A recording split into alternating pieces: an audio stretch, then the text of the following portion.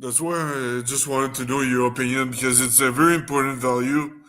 With that value, it's gonna define the strength of the Yeah, force field. I'll look up afterwards for you, and I'll get it ready for like an email you or something. The papers that I've read on it from before that are a little older that were like measuring it and like calculating different aspects of it. Oh, They did cool. Thanks. they did a lot of it in like the 1800s to like early 1900s. It's in a lot of the science books from back then. Okay, but I guess it's uh, yeah. If it's too theoretical, I'm afraid it's gonna be offset. But if it's measured, No, it's all measured stuff. Like they literally measure the differential from the ground up oh, into the okay. atmosphere and like give you different equations on how to actually calculate it and stuff. Oh, cool. Awesome. All right. Thanks. No problem, my friend. So I did some work on my Earth batteries. I got 5 cells going now, and I'm running a Very nice. capacitor bank with a chaser light on it. So these are putting out about 9 volts. Oh, cool. Yeah, That's really cool. 9 volts, and and it's I watered these three Wait, 9 days volts ago. each? The whole setup. Oh, the whole set. Okay. Yeah. Oh, you watered them So- how long ago? 3 days ago. Nice. That's really cool. This is a project I can get my head around. yeah. Cool, eh? Very nice. Absolutely epic. Like real free energy right there. Yep. That's about as free as it gets. Add a Yeah, little that's pretty water. cool. Very nice. Hey Ben, what were the stuff you were working on Monday? Sorry, I missed the show, but what was it exactly? Monday. What were we working on Monday? You know, Let's you sent an see. email to everybody. So that day, I believe we were trying to measure some of the current voltage coming off of the lightning thief to see if we could get an idea of the efficiency.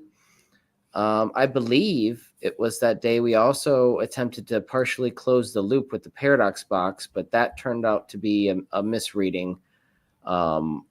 I've since corrected that and just I'm not using the paradox box right now. So basically, just what we went over earlier. Oh, okay. The Pandora's box or the paradox box?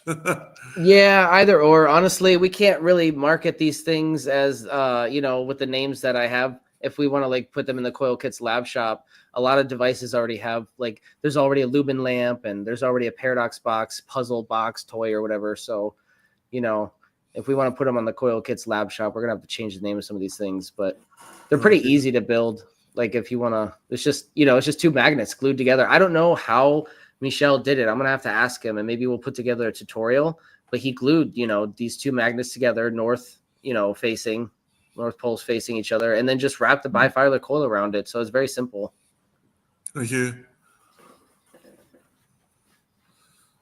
Yeah, that Here. that fascinates me right there with because it was Boyd Bushman that talked about how you force 2 magnets at the same pole together and you get a little bit of an anti-gravitic effect when dropping them, and then by putting the coils around it, having it in the center, that's a very key aspect to go. Yeah, that's cool. I haven't even considered that. I'll have to look into it. You said it was Boyd? Boyd who? Boyd Bushman from Skunkworks before he died. I'll have to check that out. Yeah, because this is a really cool device that Michel sent me, and I have barely scratched the surface of what it's capable of. So I'm gonna need your guys' help to try to figure out how to implement this in the best way, for sure. And I appreciate that, Bernie. Absolutely, Ben. Loves the work. All right. Oh yeah, we have the lumen lamp here. I put a new battery in it. The lumen lamp. So what's powering Yeah. that bad boy? So it's got a 12-volt battery in the back. We're still trying to determine the efficiency, but it appears that the MJ L21194 transistor is more efficient. So just keep that in mind if you decide to build one of these things. It is open source on Michel's bench, which is Michel's YouTube channel. But I am working on trying to get some of these out to you guys on the team and stock them up on the Coil Kits Lab Shop.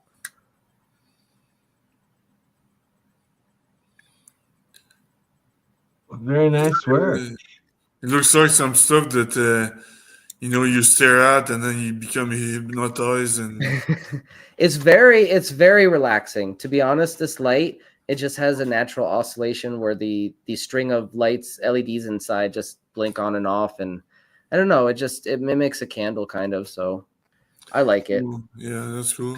I'm just wondering, hey Mike, if you use the resonance to blow up a building, but but if you use the resonance level, but with less amplitude, you're still gonna feel it, obviously.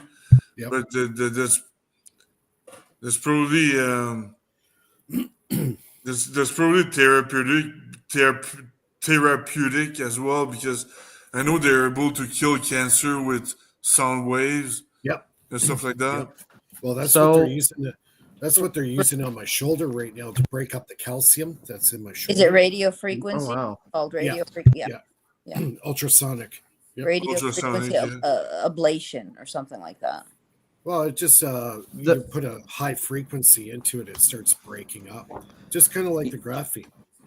Yeah, they're also trying to utilize that kind of ultrasonic technology to break up the gunk that causes dementia inside the brain, which is very cool. Could imagine you not being 100% better, but imagine going out of like one session and being significantly more clear-minded if you're suffering from that ailment. That would be potentially like revolutionary in that realm. Or like kidney stones, Yeah, that too. Yeah. Those are very painful. Yeah. It's just cool. It has a lot of benefits. A lot.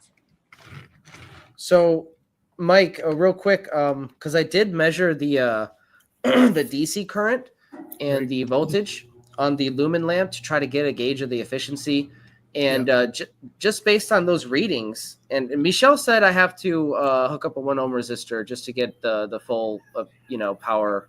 But just based on those readings, it was reading basically it was maintaining the voltage. It was only a very, very slight loss in voltage, like a 0.01 millivolt or something.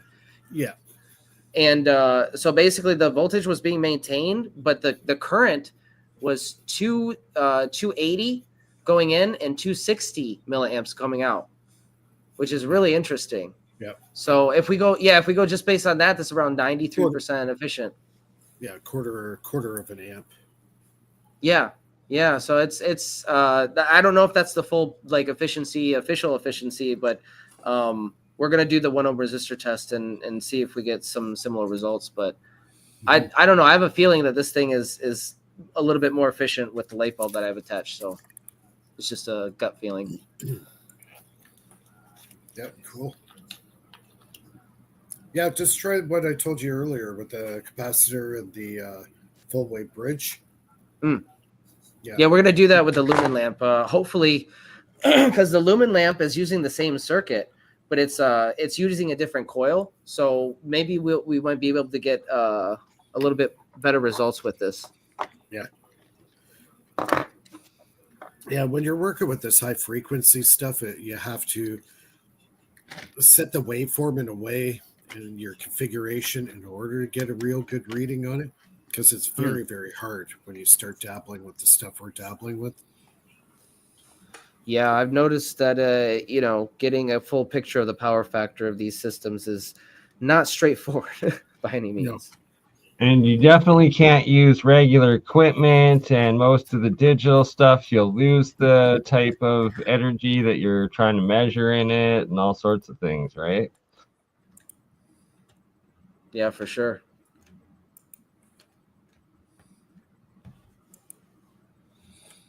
Can you see my screen?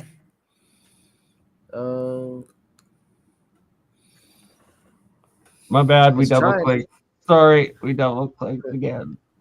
Oh, there we go. There you go. What happened? It's on. It's up now. We see it. Oh yeah. Okay, I just stopped hearing noise. I was wondering, did I get cut off or something? So you want, yeah, you guys want to see something cool? Yeah, dude. Yeah. Yeah.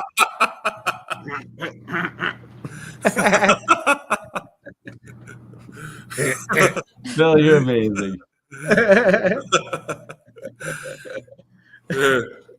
Look at that. The station extreme light. It can create 100 petawatts power of laser. Petawatts. How big is that? Petawatt. Petawatts. That It's like sounds 10, big. Is that 10 to the 20 something, 23rd? yeah, 10 to 15. Actually, it's Oh my 100 God. petawatts. So it's 10 to 1 times 10 to the 17 watts. Actually, watts. It's crazy, man. They're able to create that type of laser these days. And they say that it's That able like to burn it's through space time, no? Like that's crazy strong.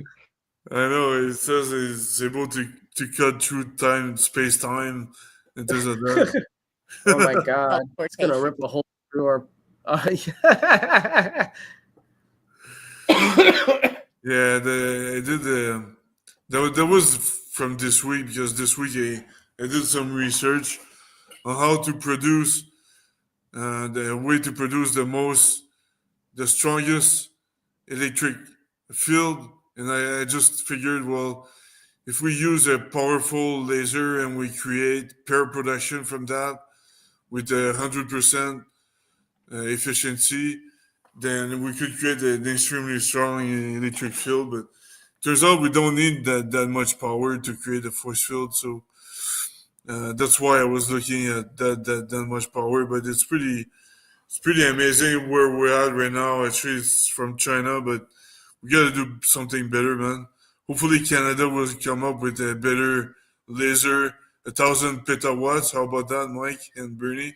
Anything Canada does that's remotely like best of the world, America instantly shuts down, aka the Arrow program, aka BlackBerry, and I think that's all we ever did.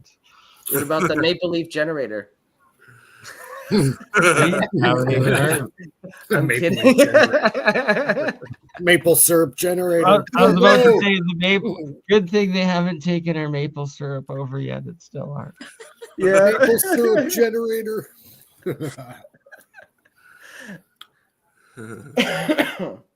They don't know the secret yet. That's why.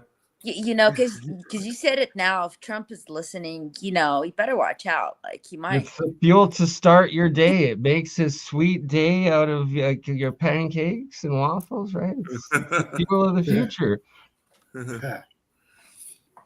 Oh man, you guys keep talking about food. All right, I'm hungry now. I need to. I know I'm eating. All right. It's like, stop. Mike keeps eating too. He's been eating from the start. Yeah, almost. Not quite, but Teasing us, Mike. I'm just gonna go grab one thing, and then I'll be back in a couple of minutes and do a quick presentation before it ends, I guess. all right. Nice. I'm gonna go grab some poutine fries. Yeah, me too. Poutine. That sounds good. Poutine. Yeah. Yeah. We're gonna eat a bunch of what's his Actually, name? no. Poutine from Russia.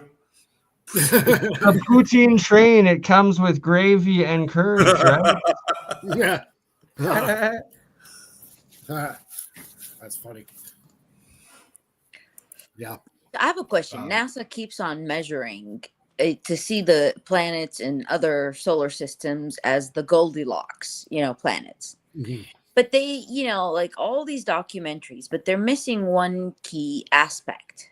You know, they're measuring for atmosphere, they're measuring for water, but they're not measuring for salinity.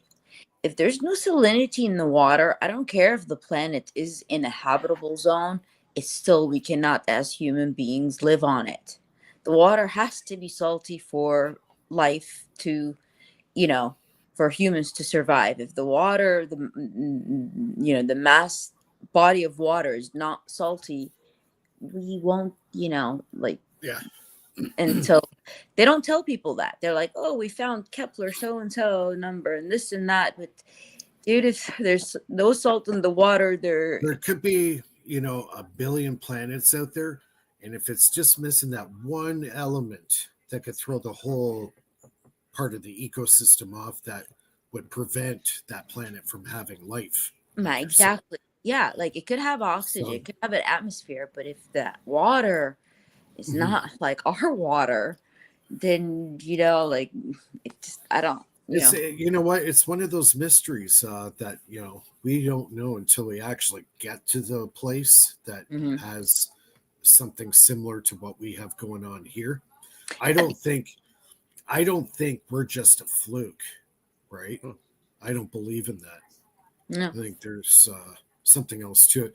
I heard some other fascinating stuff about the moon, Mhm. where the guy made a pretty good argument. He's talking about our moon, okay? When Mhm. our moon goes around our planet, it doesn't spin, it's fixed Yeah, it's in tidally locked. position. All the other moons in the solar system don't do this. Hmm. All the moons of Jupiter and Saturn, They they rotate? rotate around the body, They're the large body. Yeah. The other thing is, and this is the big one of all, our moon is perfectly round. If you look at some of the moons of Saturn and Jupiter, they're not even close to being perfectly round. Why is it that our moon is the only one in our solar system that is perfectly round? Well, don't they does say not- it's the mechanical installation put on here as an observation base for some, intelligent life? Well, the theory he's saying is our moon was not here at the beginning of time. Our moon was brought here. Brought, or was it stolen by Brought. this No, gravity? it was brought here. Brought. Oh wow. Okay. So, and then they started talking about the density of the moon. It turns out David Adair, he's an engineer, Mm-hmm. and anybody who knows all the David Adair, he's very, very smart guy. And he was coming up with all these points. And he says when they released some of the debris from the Saturn V rockets and it hit the moon, one of them hit the moon so hard, the moon rang like a bell for 3 days. Wow. It echoed. That's hollow. That's what that means. The moon is hollow, or Yes. a great portion of the moon is hollow. Makes sense. Okay. He says that moon doesn't belong here. It was brought here. Based on the information that he's got, he says that moon should not be there.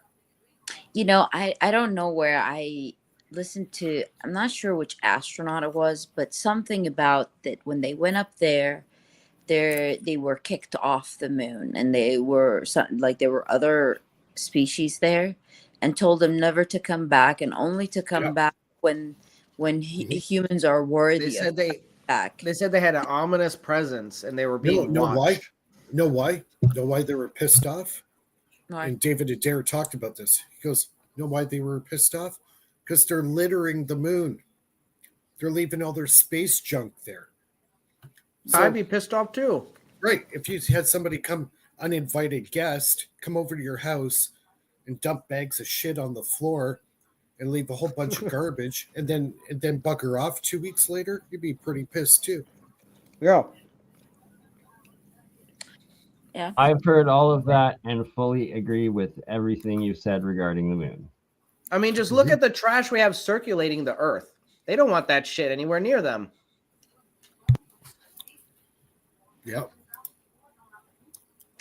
Yep. Yeah. Go ahead. You were going to say something? I was gonna say, like the other day I was thinking about it, the word alien, and then I made a connection to an Arabic word for it, Mhm. and it means the same thing. So I wondered, like alien in Arabic, aliyun, aliyun. Aliyun means the high Yep. above ones. Right. Yeah, and Oh, really? yep, Etymology is very important. That might be an important connection, Lulu. yeah, and another one, Babel. Bab means door, the Tower of Doors. And if you look at the depiction of the Tower of Babel, it's all little arcs, like little doors, little doors. So that was another, connection I made. Wow, that's I've never heard that. That's awesome. Yeah. Yeah, So that's really cool. just I thought I'll let you guys know, but the word Bab means door. Babel, Tower of Babel, and how it looks, it's all doors. It's a spiral doors, you know? So, yeah, made like perfect sense of the naming. I'm just gonna scoot out for a quick smoke. I'll be right back. We'll do a little bit of overtime tonight. That's okay with me. Sounds good, brother. I'm just getting a couple pictures ready. Yeah, I'll be right back. I ate before the show. Yeah, me too. But what can you Right? do? Well, it's Ramadan, so it's like as soon as the sun sets. But I guess, were you saying you don't practice or do you practice? I do not. My parents do. I do not. Right. So I work for like a Lebanese family now in my construction job, and I've learned that Ramadan is, yes, a holy month, but it is also a month filled with hangry Arabs by the end of the day. I don't talk to my family during the day out of fear. Very Right? true. Like it's just like up in the morning is good, and then it's like after lunch you just get the death stares because it's like we went out for lunch and they're left hungry, can't even drink water and stuff, and then it's like from that point they're very irritable, very, very irritable. But so would I, it's like you're fasting, so I get it. They say like last night was the night of destiny. Like your destiny for the whole year is determined by like whatever last night was.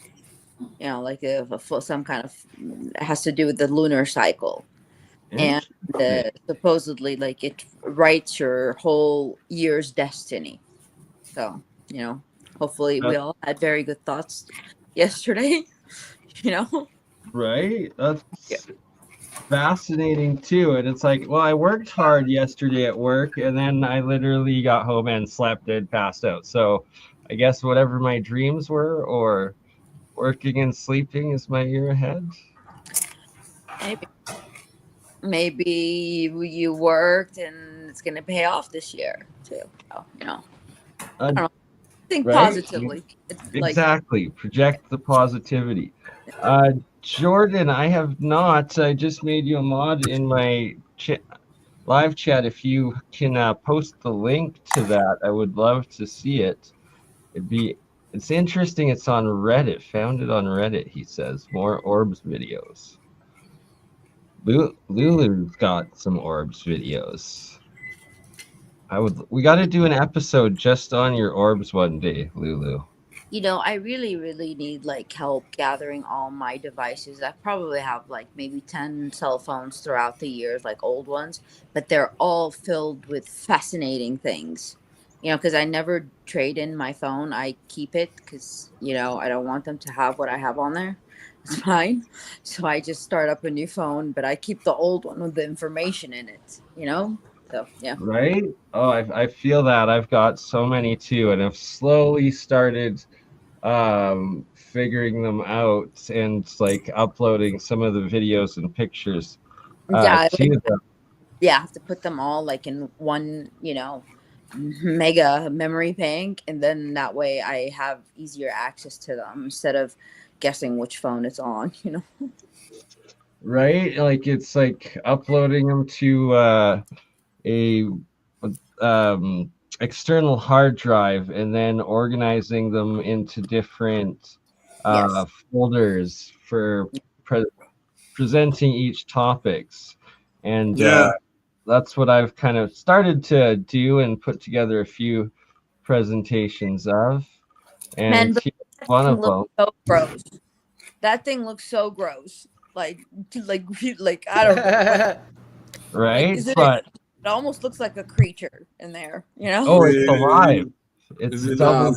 alive? It's a double galaxy in a jar, and it's like this is titanium white monoatomics above, and then it's like the reddish orange copper hydroxides as the two counter spinning galaxies below.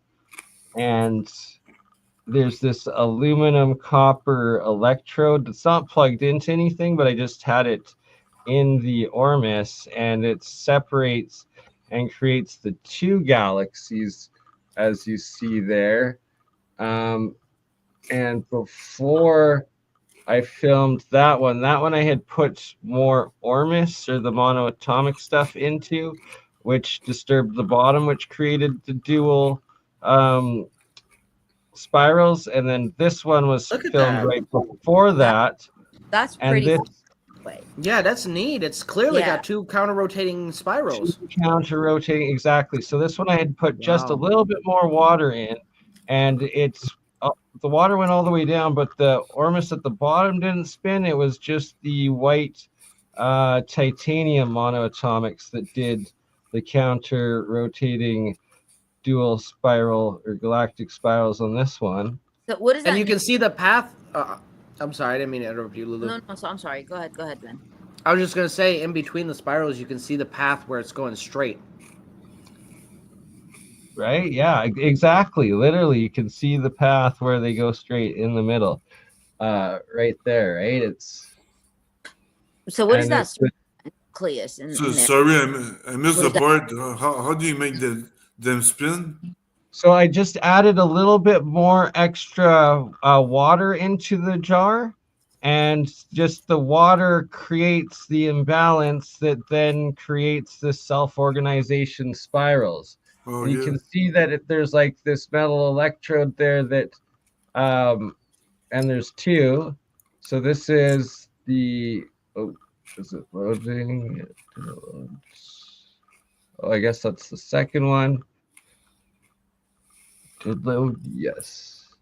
All right, yeah. So this one's a little bit, this video is a little bit longer than the first one I just played. It was like a minute afterwards, after that first one that you saw, and you can still see them spinning, counter-rotating Oh my. as they move further down. That's cool. Do they turn from something to something else? It's like just the entropy of the new water that's put in, or new solution, the new charge. It's the charge of the water that creates this imbalance, and then the spiraling self-organization aspect. So you're you've gonna have a black hole in your jar, dude. Yeah, you've heard of Right, a jar. exactly. He's creating a galaxy in a glass. A jar, right? No, it's a Yeah, jar. jar, These are. This is a jar. This is from above, so it's like, yeah, I've got the galaxies in the jar. So this I had added a little bit more water. It's of GANs, or the Ormus stuff, that then went to the bottom and stirred up this dual counter-rotating spirals. This was taken probably like an hour after the first two, and then after well, you this, can see how they're formed. You can see in real time how the galaxies are formed using that motion. So cool. Oh, absolutely, right? It's Imagine micro to little macro, creatures in there, and then all of a sudden they think we're the gods. right? Just like the Futurama episode with Edward's like case and stuff. Like, For you know, sure. hello there, hello little creature. Bernie's Where's the god. Or do you live in there? Where's the planet Klingon? somewhere around this aluminum. I'm not going to say because it's a child's or a family-friendly show. So here's the final video, and this one was taken maybe a day or so later, and you can see that I removed that aluminum copper electrode that was in the middle, and now instead when I added water, it only formed one spiraling galactic action in there, and pretty. it's much larger, right? It's almost taking up about 2/3 of the jar. But when it goes to the beginning again, I'm going to pause it and point out a specific anomalies of extreme surface tension, but not just surface tension. So these are bubbles right here, and they're actually a few inches below the top of the water, and that they're held electrically, I guess, charged, suspended in place.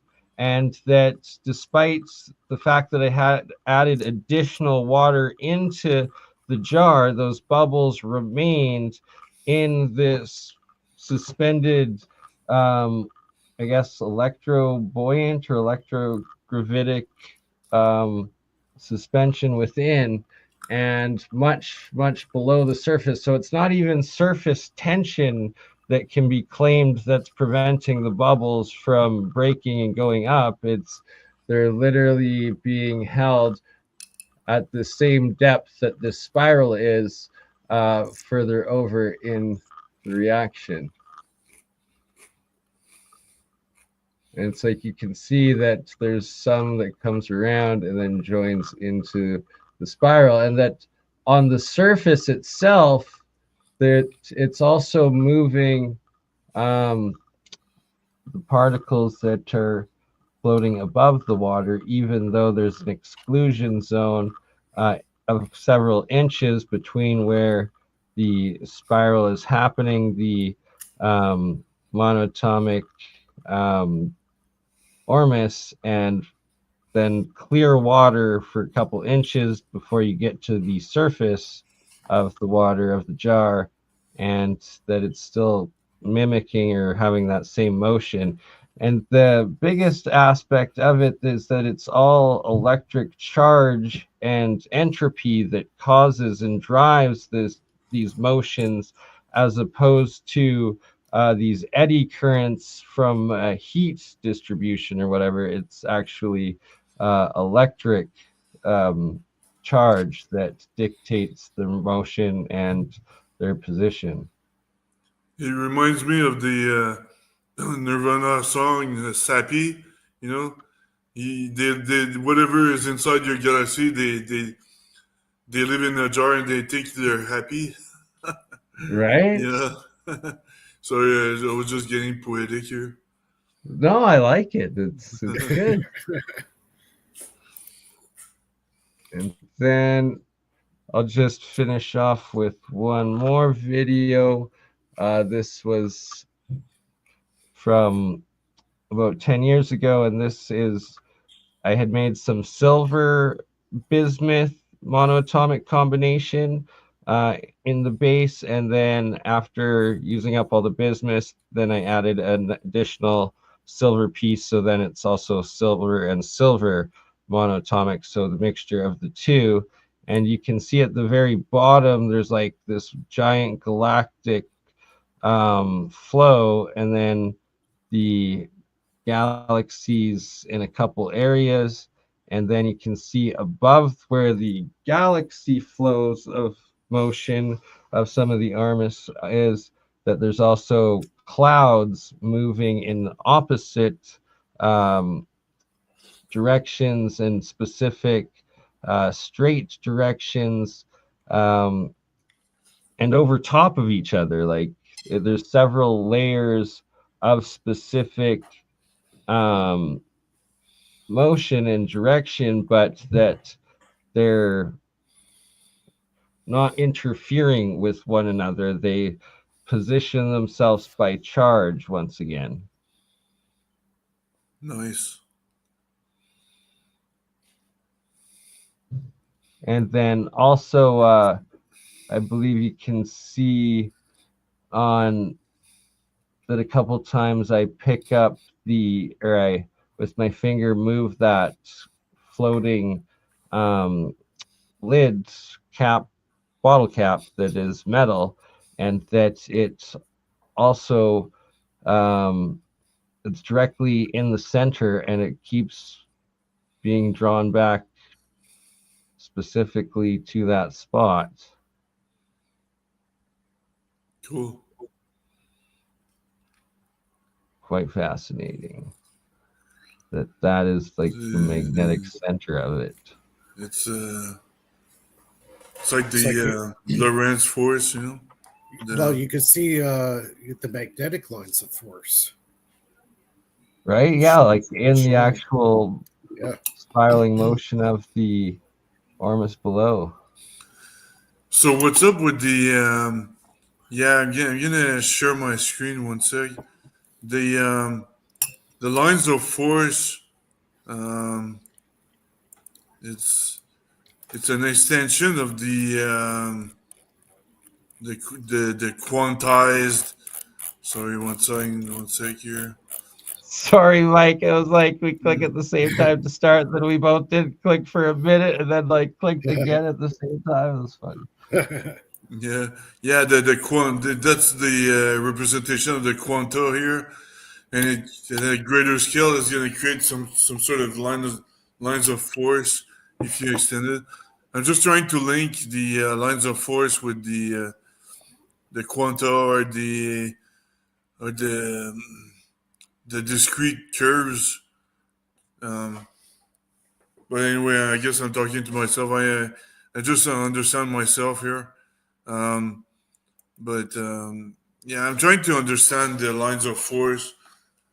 You know, because it's like a quanta. You know, you have a plateau of force, and then after a certain distance, you have another plateau of force.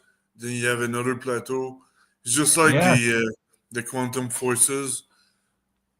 You know what I mean? But Yeah, it's I just do. just And at so the micro scale. exactly, that's exactly what it is. And it's um the charge separation, and that you're bang on how it forms and the distance, and then it drops off, and then you got the inverse going the next way, and then Yeah, these little neutrals. And that it didn't really have pictures or examples ready to show or that we're demonstrating in those videos, but I've got a lot of times in between those counter rotating charge separations, you'll have a what is it, like a, I forget the exact term, but it's is a line of force that uh, is perpendicular to the other two directions, and it will capture and hold all of the matter. It's it'll come to me. It's like a plasma field or something like that. Um, I'll have to look back. It was in the plasma crystal video that I did in stream that I did that that Biolumin channel read off a whole bunch of definitions, but specifically, it's this like force field of energy between the two um, charge differences, and that creates this field of force that Bernie, keeps did it. you see that video I showed earlier about the pyramids? I have not yet. I would Okay, love to. I'm gonna show it again because this will really spark a really good conversation. So I'm gonna show my yeah. I screen. forgot to show something also after I'll show it. Okay. I actually, guys, I gotta work in the morning, so I'm gonna take off. But I appreciate everything. Just take a coffee, man. All right, Ken, much love. Benefactor. Yeah, I appreciate everything, pleasure. guys. Oh, hold on here. Just bear with me here for a second. I'm gonna pull the channel up again. Just give me a minute here. Just wanted to thank the chat Lord? real quick before I leave. Thank you, chat. You guys have been awesome.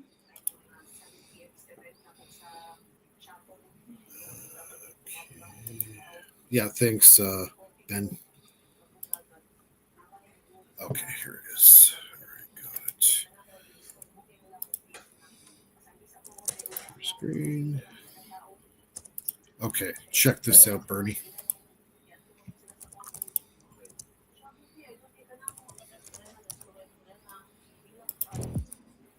Corrado Malanga from the University of Pisa and Filippo Biondi, involved in radar and remote sensing research with the University of Strathclyde, published peer-reviewed research in 2022 via MDPI entitled Synthetic Aperture Radar Doppler Tomography Reveals Details of Undiscovered High-Resolution Internal Structure of the Great Pyramid of Giza. Their research was conducted using SAR data, synthetic aperture radar, along with proprietary software developed by Filippo Biondi that transforms the radar signals into phononic information, which allows for the detection of millimetric vibrations. This cutting-edge technology is capable of revealing underground structures invisible to traditional methods and revealed internal structures never seen before. Having established What? their Look at key that. That's a massive pyramid to within. explore pyramid structures non-invasively, a recent press release on their current project was released last Saturday. This March 15th press release summarized the key findings in the team's research of the second largest pyramid of the Giza Plateau, known as the Khafre Pyramid. And what they found was astonishing. The analysis of dozens of tomographic SAR images obtained from different angles enabled the 3D reconstruction of inside the pyramid of Khafre and deep beneath the surface of the plateau. Near the base of the pyramid, 5 identical structures are seen, connected by geometric pathways.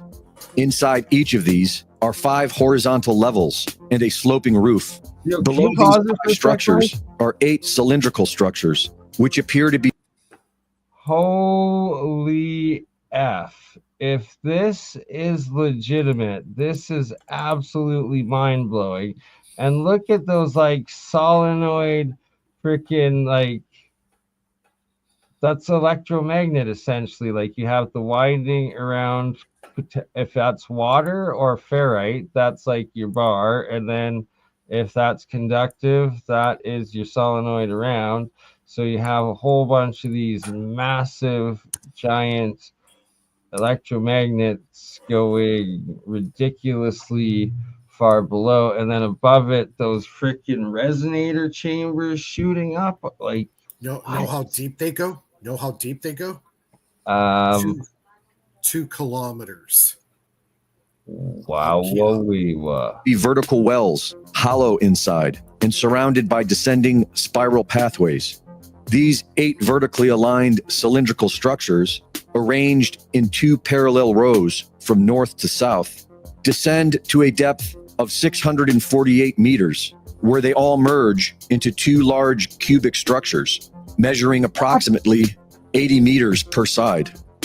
The entire structure extends approximately 2 kilometers beneath the surface and extends beneath all 3 pyramids of the Giza Plateau complex. Mainstream Egyptology tells us that the Giza pyramids were tombs for pharaohs Khufu, Khafre, and Menkaure, and that they were built around 2500 BC using ramps, sledges, and levers. But the redundant mathematics in their construction, which include pi, the golden ratio, and the speed of light, along with the testimony of today's expert architects, suggests that the official story does not hold up. The massive underground structure revealed by the recent SAR data shows what appears to be a mechanical or functional system.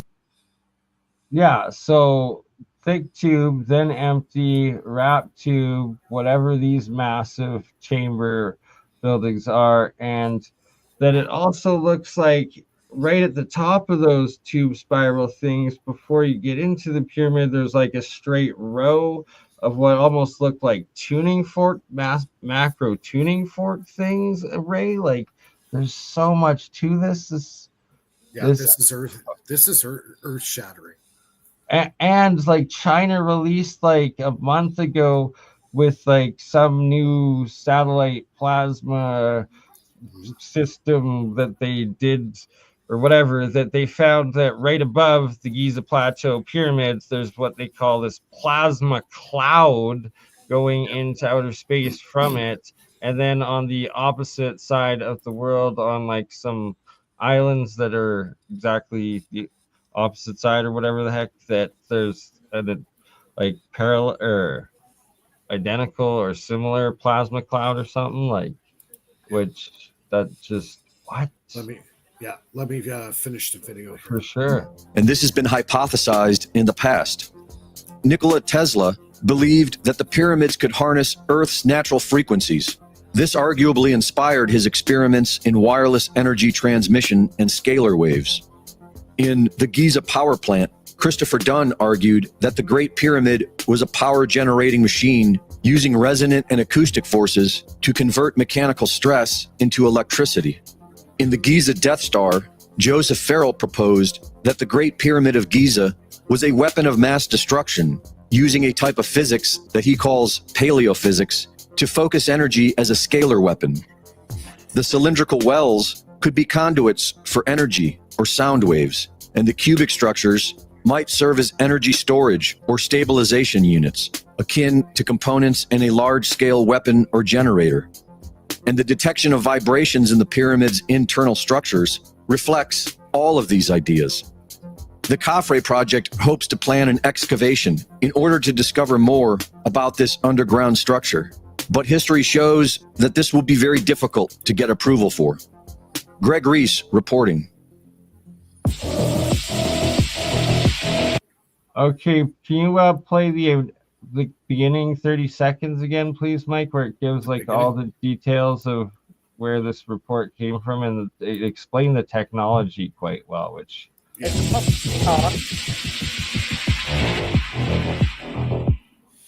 Corrado Malanga from the University of Pisa and Filippo Biondi, involved in radar and remote sensing research with the University of Strathclyde, published peer-reviewed research in 2022 via MDPI entitled Synthetic Aperture Radar Doppler Tomography Reveals Details of Undiscovered High-Resolution Internal Structure of the Great Pyramid of Giza. Their research was conducted using SAR data, synthetic aperture. That right of the two, and 2022 they claim. So I'm gonna have to fact check that afterwards and look in, but that sounded pretty legit. Like that's I'll put the link for the video in the private chat. Yes, please. Can you guys imagine what they could do with this technology? Like, I mean, we could like uncover everything. I mean, everything. Like, if they could peer, Right. like 2 kilometers, beneath the ground, like everything that has ever been documented and lost could be refound. Right? Or exactly. Like we're reaching this point where everything is now being seen or about to be seen and found. What it's showing us too, what we suspected all along is true. Yeah. The Egyptians, the guy who is, I guess you could say, the gatekeeper for the Howie Ross or whatever the heck his name, beyond gatekeeper. Horrible dude. So and he's hiding this. So now they're using this advanced radar system to detect structures below the pyramids that a lot of people suspected for a long time. So Wardenclyffe Tower was based on the pyramids. Tesla knew there were structures below the pyramid. Why do you think Tesla built the Tesla coil the way he did? Because he knew he could send power through the air as well as through the ground. But you notice something? They supposedly they use this as a defense system. Defense against what though? Back then, there was no like known Air Force or any like anything that another country's gonna come through the air. Maybe there was an Air Force. We just don't. There's a lot of hieroglyphs and models, especially in India, of flying machines.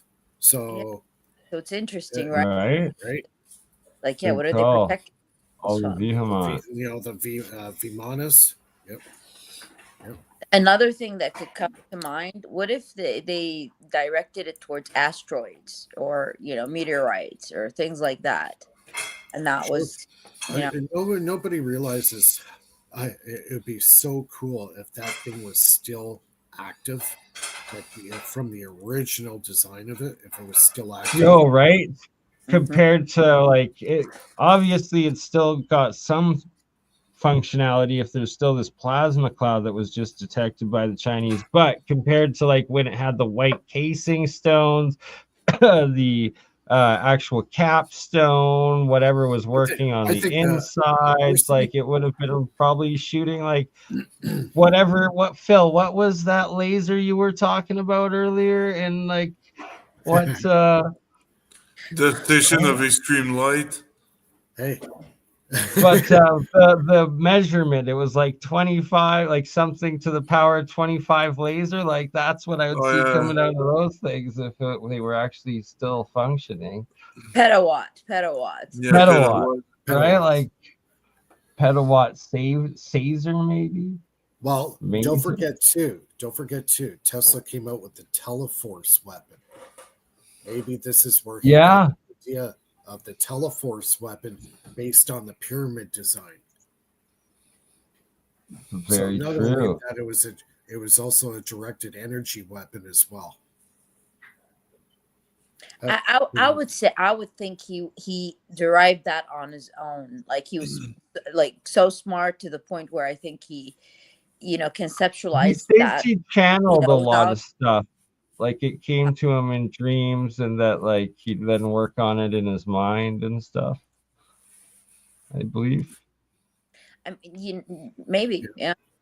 Yeah, he came up with it in his head, and Didn't he say that he was in contact with the aliens at some point?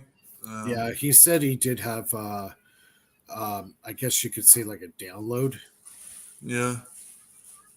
He used to. I believe You it know though. what?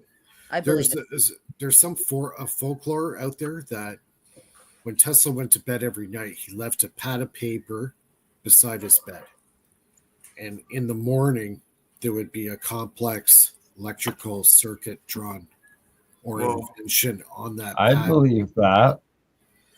Now, I'm gonna have to start trying that myself, right?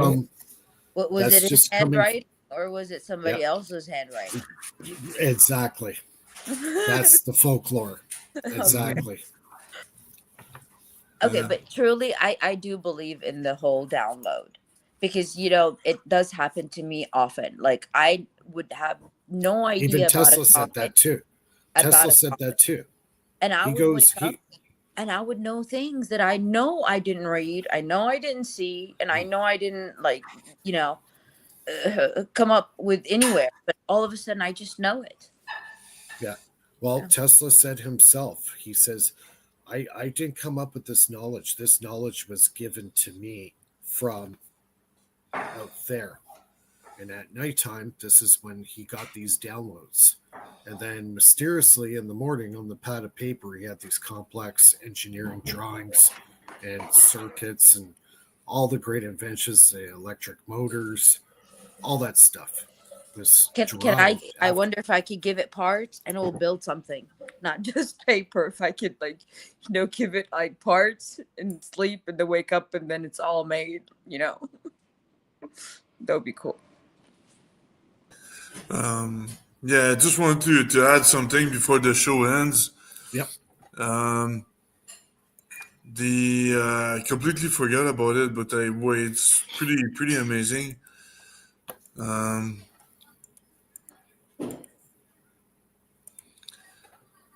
So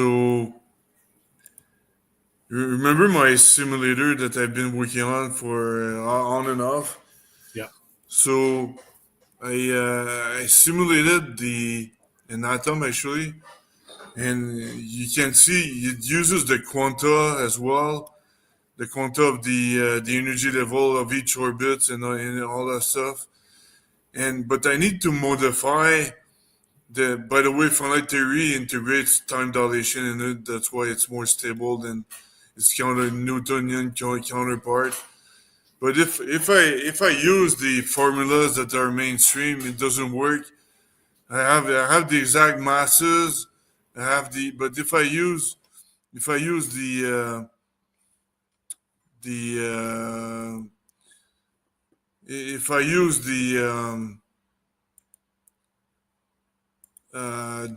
speed that the textbooks are saying, then it doesn't work. That the orbit is not going to be stable.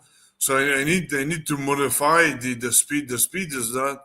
I need to divide it by 10 actually, and inverse the energy level, because the equation is kind of x, so some number divided by the energy level, but I need to multiply the energy level to get the tangential speed. I cannot divide it.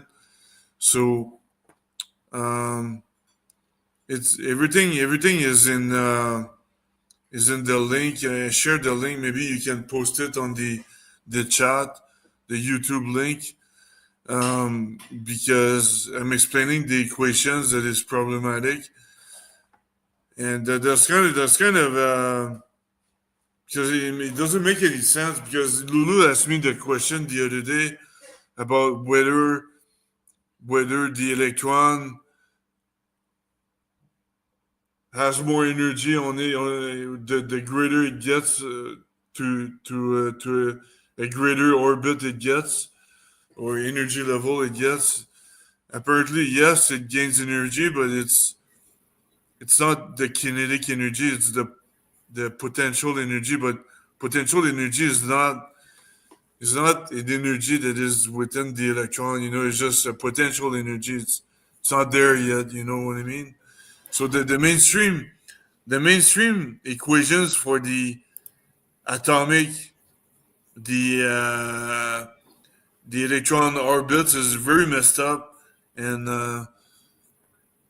I want to point that out here also. So I know it's hard to digest what I'm saying in 2 or 3 minutes, but um, it's Well, we gotta do a full episode covering that, Phil, because I'd like to get you to enter a few different um, chemical atomic simulations into what you're doing there, because well, it's a bit of a project, but I love what you're doing, and I want your help taking it to the next level with some of my own predictions and I guess the cold fusion sort of thing, but that I would like to run some simulations with different isotopes and whatnot. yeah, that's the goal to predict to predict nuclear fission and fusion and all that stuff, and chemical reactions also. I just think Exactly, bang on in what we can do together with that. Some serious work. yeah, definitely. um I got the electric forces. I still need to integrate the magnetic forces, because the electric field, the electrons are rotating, and it generates and induces a magnetic field as well. I just need to integrate that, and then I'll be good, because I've got everything else running fine, and it uses the same generic equation to explain the black holes. So from the atomic level to the black holes, I'm using the exact same equation. If you can stabilize the orbits, the electron orbits, man, you probably should win a Nobel Prize. You don't understand. If you integrate Right. the magnetic field into the equation and have it as a stable electron orbitals, like, Yeah, just probably, I believe you really are onto something nobody has yet reached in really, really analyzing how the orbits and the electrons move. Yeah, definitely. That's. I mean, again, I'm gonna show you since you. I'm gonna. Sorry to doubly extend this, but I want to show Bernie since he's here. The Absolutely, pull it up. the quantum. The quantum. Sorry, somebody's presenting something here. Just the video I got playing in the background. Don't worry about it. Oh yeah. Pull up. So the simulator is able to simulate the quarks as well. So it's really acting like a quark. Can you see my screen? Yeah. Yes, sir. So Yes. it simulates the quarks as well. So it goes down to the quantum level as well. So yeah. So it goes. I'm using the same equations for the quarks, the atomic level, and the Perfect. The black hole. micro to macro full scale. And that, have you read the recent unified theories with using entropy as like the missing aspect of connecting electromagnetics and gravity? I heard about it, but I didn't really look in depth on it. But I There's a heard few. about it. Yeah, I would recommend it because that's what got me onto this kick of it all, and that then I was on like a week long like channeling some science stuff, like some source code sort of thing, and then like trying to make sense of it and put it all together. Had a lot of private chats, private science streams with a few people and stuff. But one of the main things that I came to the conclusion of was that I need to work with you, Phil, on specifically rendering these isotope things with in regards to it's the electromagnetic charge of the position of the electrons in the rings forming the bonds and the breakdown of them from the charge, and doing that modeling and the isotopes that come out of it that would be able to, well, the results will be, it's what I'm missing to write my paper, I guess my full thesis on the electrochemistry, fusion, fission, and process sort of thing. Anywho, that was a bit of a off tangent and stuff. What we're looking at right now here is a triple copper solenoid that is nano coated on the left side, and you can see a bunch of bubbles starting to form on it. And then on the right side is from the top is just a single copper wire that's nano coated that goes down into the jar and connects to another one of these little copper nano coated solenoids. There's no electrical charge going in, there's no outside charge going in, but you can see these lines of monoatomics and flow going from the wire to the solenoid, and that this jar had been sealed for a couple of years. I opened it up, and then these flow, it literally like comes to life with like this self-organizing flow of material from one to the other as it creates a little I guess it forms one as an anode, one as a cathode, and uses them as electrodes within the self-organizing electric charge, the charge differential, and what it does, how it does that. But yeah. So you have a potential of energy here. Exactly. It creates a large potential that runs, and once it gets going, it will run for like a solid 3 months to a year, depending on the setup now, and it'll produce hydrogen nonstop on its own. And that when I measure, there is a bit of a voltage from the differentials of where I place them and how I structure the triple solenoids, which also make. That's the electrolysis device that you were talking about. Yeah, one of my like saltwater electrolysis devices that I've made myself. But yeah, this one has 0 electrical input going in at all. It's just from the positioning of the coils and the nano coating. But Nice. all that is in that solution is salt water and copper, and it had been sealed for a couple years. I open it up and the reaction starts and it goes. Nice. That's really cool. Yeah. Figured I'd just show that while I had it up. Anyone else, any last things to say? I'm guessing Mike, you're getting ready to shut her down in almost 3 hours there. Yeah, it's pushing midnight here. Been a long day. Yeah. No Yeah, I doubt. gotta try to wake up and train tomorrow morning. Try to, I'm not sure. Well, guys, try. thanks a lot, everybody, for tuning in. Chat, you were great. Awesome chat tonight. Some really good conversations going on. I got one question. Yeah. Anybody in the group or in the chat has a rubidium atomic clock? If you have an extra, first send one to Phil, then send one to me, then send one to Mike. And yeah. Yeah. Cool. All right. Thanks. Yeah. So, we go live to air again next Friday night. Tuesday is Mr. Faraday's birthday here. And, Happy birthday. Happy birthday. Well, happy birthday, brother. Thank you. Thank you. A lot of birthdays in March. My cousins and my brother's son. He's on the 27th. I'm on the 25th. My wife is March 2nd.